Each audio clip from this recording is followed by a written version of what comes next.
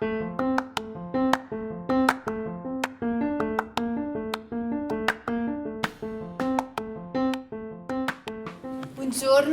signore e signori. My name, as I said before, is Cristina Giliberti, and I teach Italian at the Center for Languages and Intercultural Communication here at Rice. I forgot to mention before that this is my third year at Rice. My presentation today follows in the wake of the two presentations that have just preceded me. I'm also going to talk about guided induction, and I will try to show you how guided induction is such a wide range of application as a teaching approach in our classes. And I will present my personal interpretation. And in my case, guided induction, I have been using guided induction not to teach grammar, but to teach a particular component of a communication, of interaction, which is complementing and complementing responses. Complements actually represent an important, it's a fundamental element that plays a great role in interaction. And it's can be seen somehow as a tool to establish friendship that create ties of solidarity in most cultures. It's a social strategy also that functions sometimes as an open for a conversation and allow as well strong and meaningful social interaction to follow. Now, there's a quite substantial body of research and on complementing, and also very innovative idea can be found in the most recent textbooks. However, only a few classroom resources have developed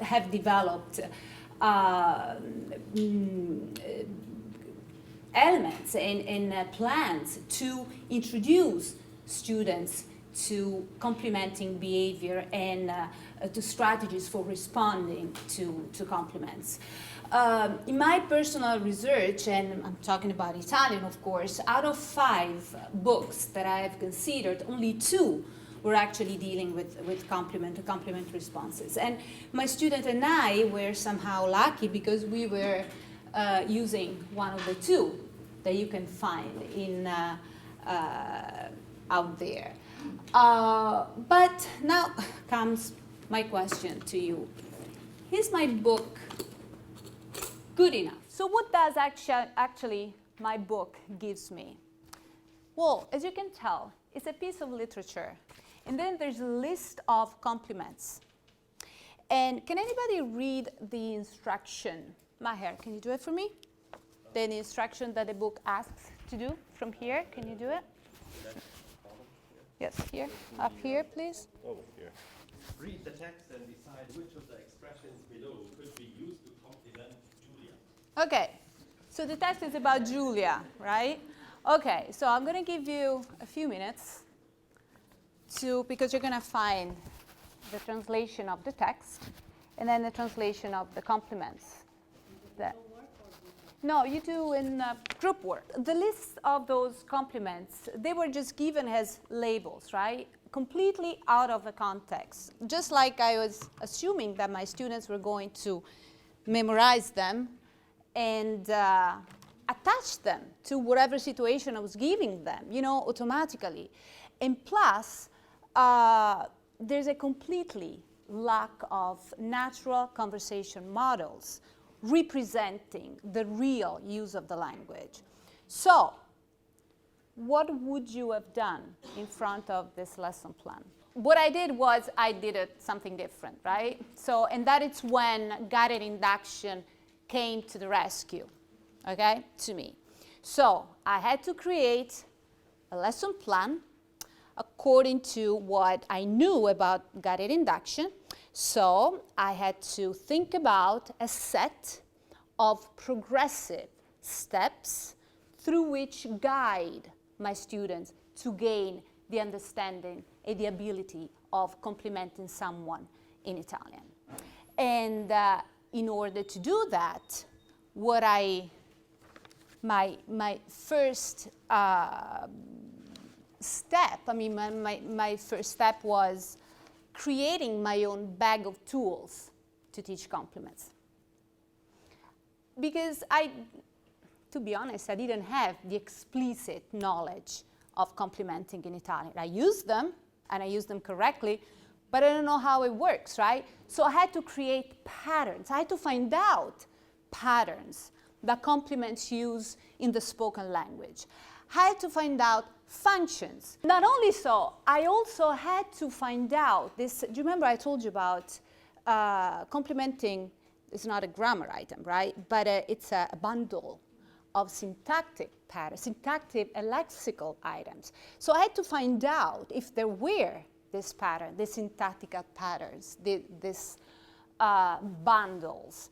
And then the social component, because we know that in some culture, complementing probably it's expected, in some other is not that much. And so I had also to consider that aspects of my own language. Basically, what I had to do was, I only make mistakes, I had to become aware of my own language. Because we know the language by intuition. But as I said before, we don't know the language. Well, yes, we know most of the time. We know the grammar, right? But we don't have the explicit knowledge. So much so when it comes to interactional practices, when it comes to know how things are done with words. What I did to become aware of my own language in terms of complements, I had to check the literature. Unfortunately, not so much for Italian, and also much more useful for me was observing and analyzing all the authentic data that I had collected in the past few years, starting from my study abroad program and then over the course of the last 2 semesters. And so once I did all these nice, beautiful things, I was able to have my bag of tools. I had my findings. And my findings, what I had to do was just organizing, and what I actually did was organizing my findings into charts, which ended up representing those steps that I told you before, through which I was going to guide my students to the acquisition of the competence in terms of complementing in Italian. I had my lesson plan. You can go to page 2 of your handout, and we can work on the lesson plan together. So the first step is raise awareness of students' own language. Because I had to do about my own, right? As I said before. And why did I have, what do you think I'm asking the students to do that? What do you think I need the students to know? To observe, why do you think I need the students to observe complementing in their own language? Exactly, because a focal part of the lesson plan will be a cross-cultural comparison between English and Italian. So you answer, right? And you gave a compliment and you answered to the compliment, and then you had to find out this modifier, right? Now, let's do exercise D. What I want you to do is now, see, you're going to find a chart, right? In this chart, we have they're listed a few types of complements. Okay, I don't need my student to know the typology of a complement, right? What are they going to do with that? But at this point, I need my students to classify somehow complements in order to see later on if they can find some lexical and syntactical patterns recurring more often in one type of complement rather than in another one. So at this point, I feel like confident enough to keep it, to use this very general typology. Okay, you and your friend are in the school parking area when you notice This car is brand new. Okay. Say, nice ride. Nice ride. Okay, what are you doing here?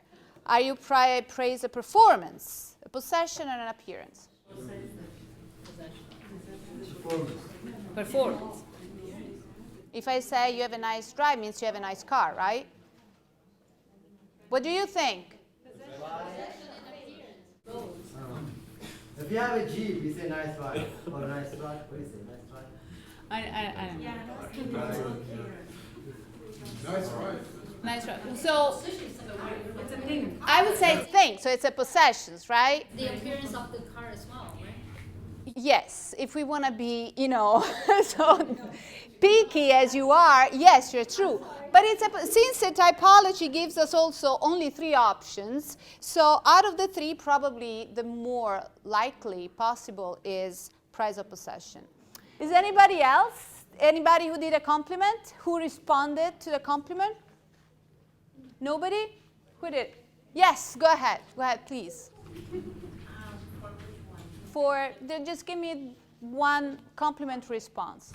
So, in English you say thank you, right? So, and according to the chart that I gave you, which one is token of appreciation, downgrading, or disagreeing, or blah, blah, blah?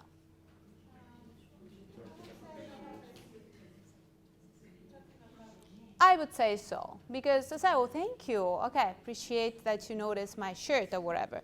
So I'm guiding my students to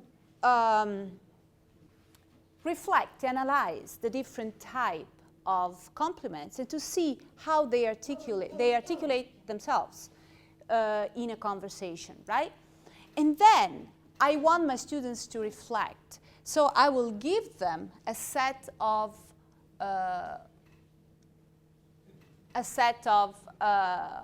questions to reflect upon, okay? So you will find in part E of your lesson plan. Before we were talking about function of complements, right? So complements functions. I gave you 8 examples of complements, and then there's a list of type of functions. So let's say number 5. Who wants to read number 5 for me? Porta, thank you. What do you think the function of this complement?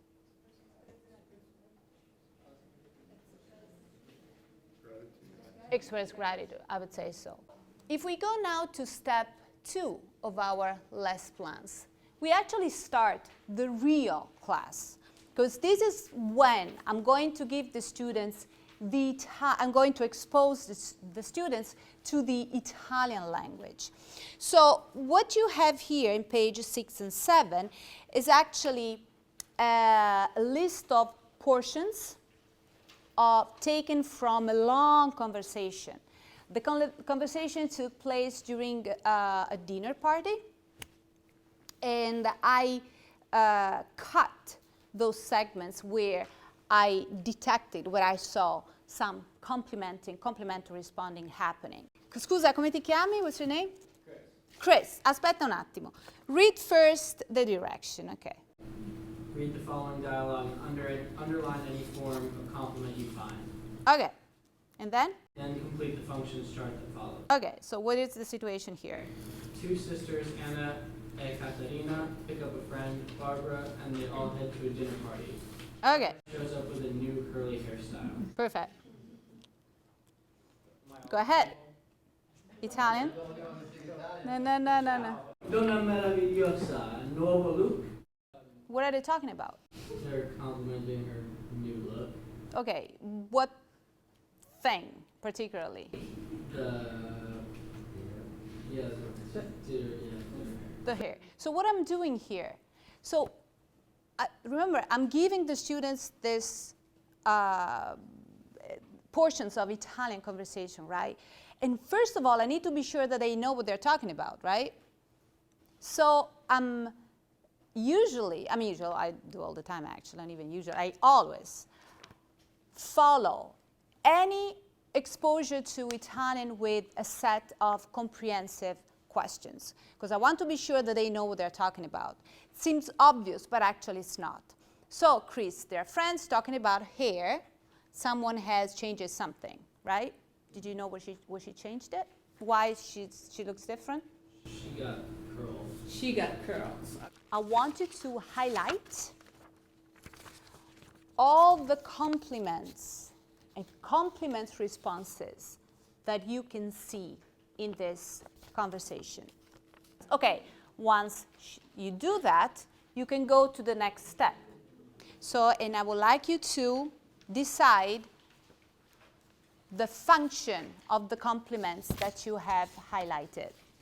Who wants to give me some answers? Come on. Volunteer, what is volunteer? Yes. I was able to identify 3 Okay. complements. I would say the first one, ciao, use another book. It's I would say it's a read or open a conversation. Exactly. And then my sta bene, I would say positive evaluation, because I'm talking about Yes. the cars don't Exactly. last and whatever. Blah, blah, blah. And then the last one I identify is the sta bene in the last one. I had a doubt there with a closer conversation or positive evaluation. I would say closing, but Well, since I know that the conversation keeps going, you know, I know that it's not closing a conversation, but it's actually, yes, a positive evaluation. And then obviously I will ask the students, we don't need to do that, I'll ask the students to do with Italian what they had done already in English. Try to find, to identify what type of complement is that. If there are modifiers, if there's some expression that prepares to the complement, and that works also for the complement responses. And then I conceived a few questions in order to guide the student to a reflection, because now they've noticed, they've worked with that, so they had to think of how complementing work in Italian. And as I said before, I'm going to ask him to find patterns. I'm going to ask him to see if they can give to each type of patterns. And I'm going to ask him if they see any modifiers like exclamation or superlative or whatever. Plus, that is probably the most important, I don't want to say the most important part, but it's a very focal point, is the cross-cultural comparison. I will ask the student to compare the findings, the charts that I have completed in English with the ones that I have completed in Italian. And then I will ask it to reflect upon them and give some solutions, some results of their reflections. In terms also of social component, that we said before, there's so much social values involved in compliments, mostly in complement responses. And in fact, the questions that I conceived in order to reflect on the responses is based mostly on social elements that they can actually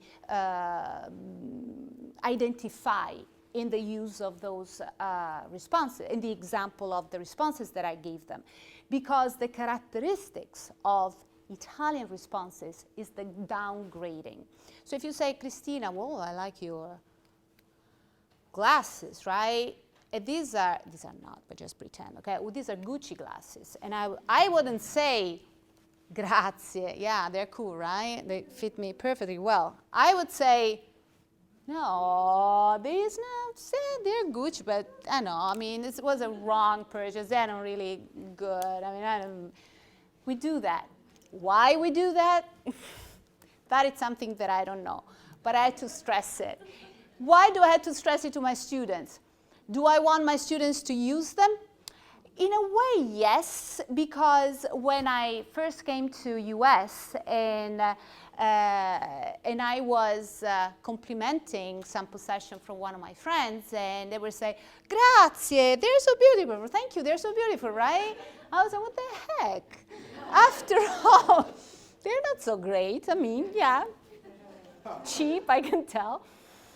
But because of their reaction, right? Say grazie would mean, no, you don't say that. So I want my students to be ready to have someone downgrading their own compliment, and that to be able to exactly answer not with, oh, grazie, yes, we just kind of contain a little bit their enthusiasm. Che belle, who said che belle? Bravissima. So we have two Italians. This answer? And she keeps saying, using superlatives, a modifier. She keeps saying, she's kind of expanding and emphasizing her complimenting by using superlative. Sono bellissime. Just to say that this first part, I guiding them. I giving them instruction in order to answer. But in the next one, the second practice is going to be a little bit more difficult because I'm going to give the students a situation. So I will ask them to create, based on their knowledge, a conversation. And I'll give you, I will give them a prompt. We're talking about coffee. Okay? So I will ask them to create a conversation between two people after each decent meal in Italy we have the espresso, right? And there's always a comment about how the espresso is made in Italy. Unfortunately, I always lose because everybody else is always better than me in making coffee. So I ask the student to create this conversation, and then we listen to the original conversation. I provide them with the transcript of the original conversation, and then we compare what they've done with the original conversation. There's also one funny thing that it's really cultural. If you compliment something that I care very much, let's say my son, right? If you say, oh, your son is such a lovely boy, I had to say, no, what are you talking about?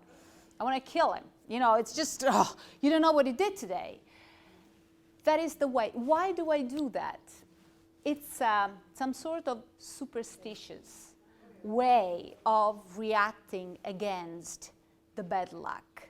That your compliment is sending, not because you want to give my son a bad luck, but you don't know, probably mystery of the universe or something that is going to give, yes. Yes, sir. You were about to ask. I was just going to ask, for what level of Italian do you do this lesson plan? And then is it like a 15-minute period that you do this whole thing? Or? Well, it's a second semester, first year. And if you cut, the first step is something that they do at home. And I was able to cover this one comfortably in two lessons. Mm-hmm. When you went out to collect your own data, yes. Is it kind of opportunistic, or are you looking after certain types? What are the? No. I learned since I started working at Click to carry on mostly when I go to Italy, a tape recorder. And I hunting families and friends. So I said, okay, I put it in there. So don't worry about it. And then when I go home, because I go to Italy every summer. And so when I go home, I kind of listen, I transcribe, and the transcription of the audio example gives you an idea what you have. So only through this transcription, I'm able to see what I can use and how I can use it. On that note, thank you, Cristina.